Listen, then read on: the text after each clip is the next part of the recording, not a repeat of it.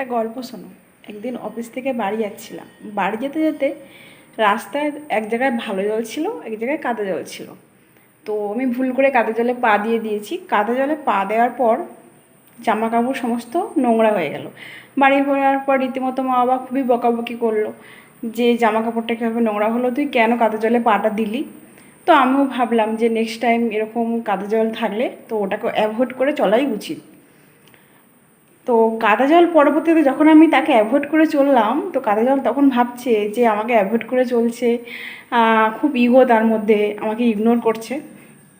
তো ব্যাপারটা এরকম না, ব্যাপারটা যে জিনিসটা আমাদেরকে নোংরা করবে না, তো সেই জিনিসটাকে অ্যাভয়েড করে চলাই ভালো। সেটা মানুষই হোক কিংবা নোংরা জলই হোক।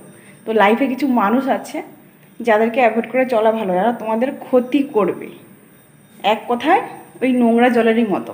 তো গল্পটা কাদা জল ভালো জলকে নিয়ে ছিল না, কী নিয়েছিল বুঝতে পেরেছো?